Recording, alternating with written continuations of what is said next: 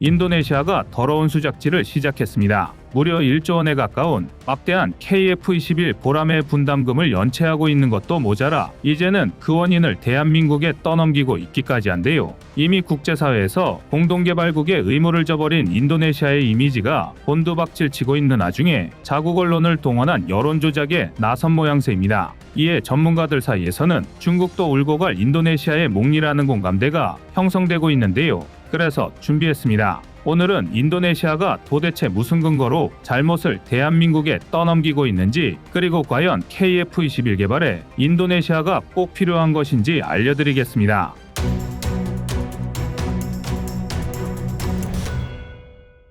최근 인도네시아가 분담금 미납에 관한 입장을 내놓았습니다. 그런데 그 입장이라는 것이 일반적인 채무자의 입장과는 달라 논란을 일으키고 있는데요. 연체금이 1조 원 가까이 누적된 이유가 기술 이전을 해주지 않은 한국 때문이라는 덜 떨어진 주장을 하고 있기 때문입니다. 심지어 여기서 끝이 아닙니다. 차라리 여기서 그쳤으면 그동안 인니가 걸어온 막장행보와 크게 다를 것도 없다고 여겨졌을 텐데요. 그러나 인니는 제대로 대한민국을 열받게 만들었습니다. 인니는 한국이 KF-21 제작에 대한 충분한 전문성도 갖추지 못한 듯 보이며 독자 개발했다는 4대 핵심 기술조차 제대로 검증되지 않아 실존 여부가 불투명하다는 식의 논조를 이어가고 있습니다. 더불어 KF-21을 폄훼하는 중국의 입을 빌어 한국 전투기를 쓰레기로 표현하는가 하면 튀르키예 TFX 사업이 기술적으로 더 낫다는 등의 망발을 내뱉고 있는데요. 이 같은 내용을 정리해보자면 한국은 기술이라고 할 것도 없으면서 그마저도 이전할 생각이 없는 파렴치한 국가인 셈입니다.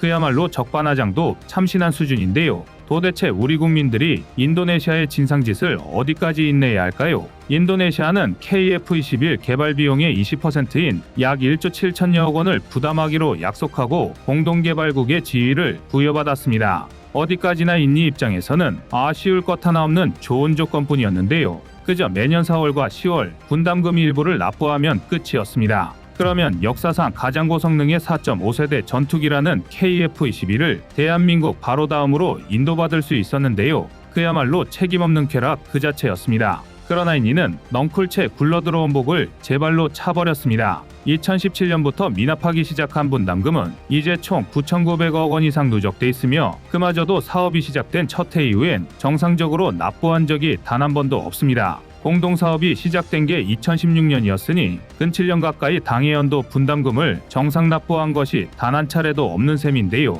인도네시아가 내세운 연체 이유는 자국의 경제 사정이었습니다. 즉, 주고 싶어도 돈이 없다는 것이었죠. 하지만 사업의 내용을 생각하면 한국이 마냥 기다려 줄 수 있는 것은 아니었습니다. 마치 자신들이 대단한 기여를 하고 있는 것처럼 떠들고 있는 인도네시아는 사실 KF-21에 대한 기술적 기여가 하나도 없는 무임승차나 마찬가지이니까요. 게다가 그들은 일반적인 채무관계의 예의조차 지키지 않고 있습니다. 채무관계에서 정해진 납기 일정을 지킬 수 없게 되었을 때 채무자는 자신의 사정에 대한 양해를 구하고 향후 납기 일정을 조절하는 게 예의입니다. 국가 단위의 거래라 할지라도 이 기본적인 예의는 변하지 않는데요. 그러나 인니는 2021년 이후 한국이 29차례에 걸쳐 분담금 납부를 요구하는 동안 단 한 번 납부 계획을 알려왔으며 그마저도 지키지 않았습니다. 또한 한때는 분담금을 파미로 내겠다는 어이없는 주장을 하기도 했으며 고작 20%의 개발비를 부담하면서 전투기 개발 기술의 100%를 이전받기로 했다는 말도 안 되는 억지를 부리기도 했습니다. 대한민국이 호구도 아니고 당연히 전투기 개발 기술의 100%를 이전한다는 건 말이 되지를 않습니다. 설사 이전을 해준다고 해도 인도네시아는 이를 소화할 기본 기술력이 없습니다. 말하자면 먹지도 못할 음식을 욕심내는 것이죠. 지금 인니의 행보를 본다면 한국의 기술을 어떻게든 활용하기 위해 중국이나 튀르키예에 팔아치울지도 모를 일입니다. 당연히 일반적인 상식선에서는 말도 안 되는 일이지만 인니는 이미 충분히 얼토당토하는 일을 현실로 만든 나라입니다. 게다가 더 어이없는 건 갚을 돈이 없다는 인도네시아가 전 세계 각지에서 온갖 전투기를 끌어모으는 중이라는 것입니다. 인니는 바로 최근까지 1조 600억 원에 달하는 중고미라주 2005와 10조 7천억 원 규모의 라팔 전투기를 구입했고 미국에서는 F-15EX와 S-70M 블랙호크 헬기를 도입했는데요. 전문가들은 미국에서 구입한 무기 금액만 약 2조 5,400억 원에 달할 것으로 추산하고 있습니다. 뿐만 아니라 튀르키예에서는 약 4천억 원 규모의 신형 드론을 구입하기도 했는데요. 중요한 건 이 모든 게 현금 거래라는 사실입니다. 한국에서의 진상짓이 알려지면서 판매국들이 인도네시아와의 신용거래를 거부하기 때문인데요. 무기도 입에 쓸 돈은 있고 갚을 돈은 없는 모순된 행동입니다. 상황이 이렇다 보니 인도네시아에 대한 비난 여론이 높아지는 건 자연스러운 일입니다. 일각에선 폴란드가 이미 사업 참여 의사를 밝힌 만큼 KF-21에 새겨진 국기만 뒤집으면 된다는 재미있는 주장들도 나오고 있는데요. 인도와 폴란드의 국기가 같은 형태의 동일한 색깔을 쓰고 있는 데다 위, 아래 방향만 다르다는 점에서 차가 난 내용으로 보입니다. 사실 말이야 바른 말입니다. 인도네시아를 제외한다고 해도 한국으로선 아쉬울 것이 없습니다. 비록 인니가 TO-10의 첫 고객이었고 한국산 잠수함을 최초로 도입한 이른바 방산 우방국이라 하더라도 이는 과거의 일일 뿐입니다. 영원한 우방국은 없다는 말이 증명하듯 신뢰를 저버린 국가를 마냥 인내하고 기다려줄 수는 없습니다. 더욱이 인니가 아니더라도 이미 KF-21의 수출 전망은 대단히 밝은 편입니다. KF-21은 미국의 F-16V나 스웨덴의 그리펜 그리고 프랑스의 라팔과 같은 4.5세대형으로 개발되었습니다. 그러나 이미 개발 연식이 오래되어 부식 설계 개념 때문에 확장이 불가한 다른 경쟁 기종들과 달리 KF-21은 5세대, 6세대 전투기로의 확장이 가능합니다. 길게 보면 향후 30년, 50년도 운용할 수 있다는 건데요. 아무리 그래도 너무 과장하는 것 아니냐 하실 수 있지만 당장 F-16부터가 1978년 초도 배치를 시작한 지 45년이 지난 지금에 와서야 개량 한계에 부딪혔습니다. 괜히 전 세계 전투기 시장에 빅사이클이 돌았다는 분석이 나오는 게 아닙니다. 더군다나 KF-21은 1차 양산이 예정된 지금부터 이미 성능이나 속도, 기동성 등의 면에서 추가적인 업그레이드가 이루어지고 있기도 합니다. 즉, 경쟁 기종들이 단종되고 나면 4.5세대 전투기를 구입하고 싶은 국가들은 KF-21을 선택할 수밖에 없으며 성능 확장에 따라 F-35가 독점하고 있는 5세대급 이상의 전투기 시장까지 노릴 수 있게 됩니다.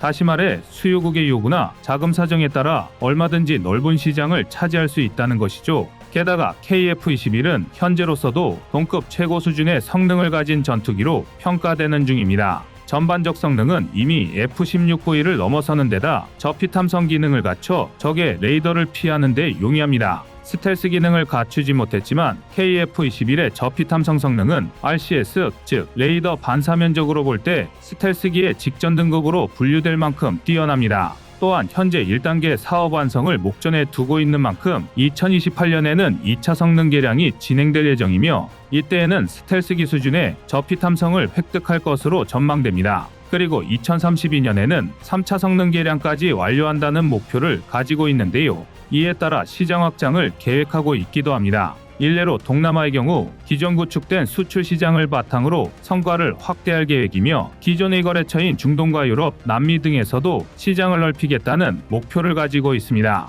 그리고 이를 바탕으로 북미 등의 신시장을 개척하겠다는 장기적인 계획을 마련해둔 상태인데요. 이런 상황에서 한국과 이해를 같이 하는 폴란드가 협력국을 자청하는 중입니다. 때문에 유럽 진출 가능성에 대한 기대도 높아지고 있습니다. 한국이 유럽 방산 시장을 노리는 것은 거기에서 발생하는 막대한 이익 때문입니다. 방산 분야는 당장의 무기 판매로 얻어지는 이익뿐 아니라 유지 관리에서 발생하는 이익이 상당합니다. 또한 무기 체계의 세대가 높아질수록 사후 관리에서 얻어지는 이익 규모도 비례하여 커집니다. 과거 2세대, 3세대 무기들의 경우 실질적인 제품, 즉 하드웨어 비용이 더 비쌌던 것이 사실이지만 무기 체계의 고도화가 이루어진 지금은 전체 이익에서 성능 개량을 비롯한 소프트 파워가 차지하는 비중이 더 높습니다. 그리고 이는 세대가 발전할수록 더할 것으로 전망됩니다. 분야별 기술 개발의 속도가 빨라지고 있는 작금의 상황을 고려하면 소프트웨어의 교체 시기나 업그레이드 주기 역시 점점 더 단축된다고 봐야 옳을 것입니다.